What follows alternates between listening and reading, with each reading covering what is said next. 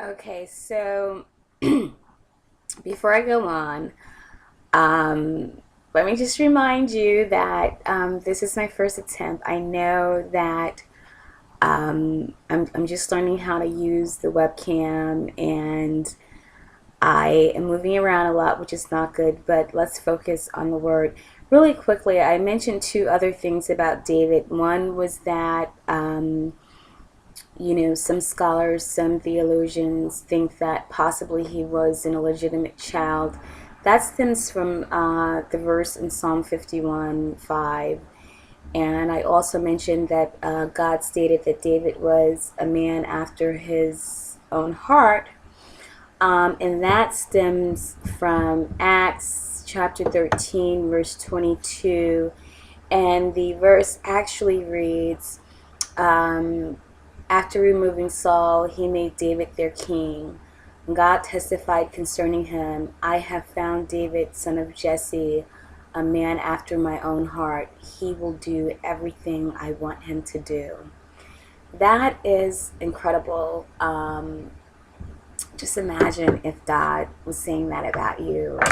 I imagine that. My goal in life is that when I meet God face to face, or really at any time, I want Him to say to me, "Job well done."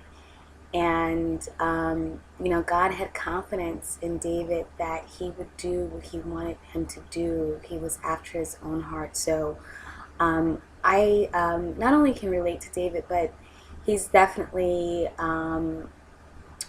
in a lot of ways, a role model for me and someone that I can definitely learn from. He's not Jesus.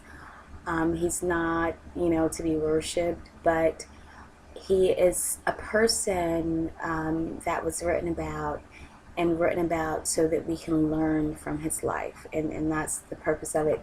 Today I'm going to read Psalm 34 and then make some comments on that.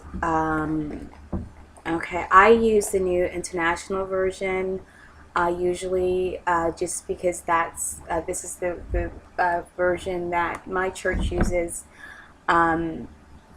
So that's what I will be reading from Psalm 34. I will extol the Lord at all times. His praise will always be on my lips. My soul will boast in the Lord. Let the afflicted hear and rejoice. Glorify the Lord with me. Let us exalt his name together. I sought the Lord, and he answered me. He delivered me from all my fears. Those who look to him are radiant. Their faces are never covered with shame. The poor man called, and the Lord heard him. He saved him out of all his troubles. The angel of the Lord encamps around those who fear him, and he delivers them. Taste and see the Lord is good. Blessed is the man who takes refuge in him. Fear the Lord, you his saints, for those who fear him lack nothing. The lions may grow weak and hungry, but those who seek the Lord lack no good thing. Come, my children, listen to me. I will teach you the fear of the Lord. Whoever of you loves life and desires to see many good days, keep your tongue from evil and your lips from speaking lies. Turn from evil and do good. Seek peace and pursue it. The eyes of the Lord are on the righteous, and his ears are attentive to their cry. The face of the Lord is against those who do evil, to cut off the memory of them from the earth. The righteous cry out, and the Lord hears them.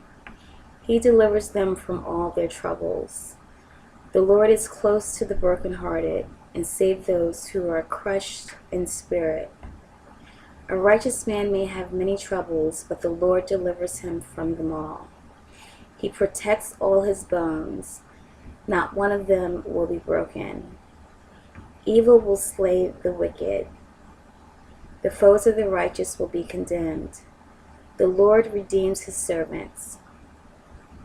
To one will be condemned who takes no one will be condemned who takes refuge in him. Okay. So that is Psalm 34. And I like for us to basically discuss a couple of things in that psalm. It tells us all of the different things that God will do for us, okay? He will free us from our fears, okay? We will be radiant with joy. And He saves us from our troubles, okay? We will have all that we need, and those who trust in the Lord will lack no good thing, okay? David obviously wrote this psalm, if you didn't know. And basically, it tells us all of the wonderful things that God can provide for us. But it also lets us know that there are actions that we have to take in order to get these provisions. The kingdom is a system. Some people kind of think of God and, being a believer, child of God, something like magic or like it just happens. But if you read the word, you understand that it's a system, it's an order. The Bible is a guidebook for living, and it tells us how to live. And when we live the way or strive to live the way within the guidelines that God gives us, there's fruit to reap. And a part of that fruit is, God giving us peace in dealing with our troubles and things of that nature. And the reason why I speak on these things is because I'm a person that has been through a lot of stuff in this life. I've been through a lot of stuff.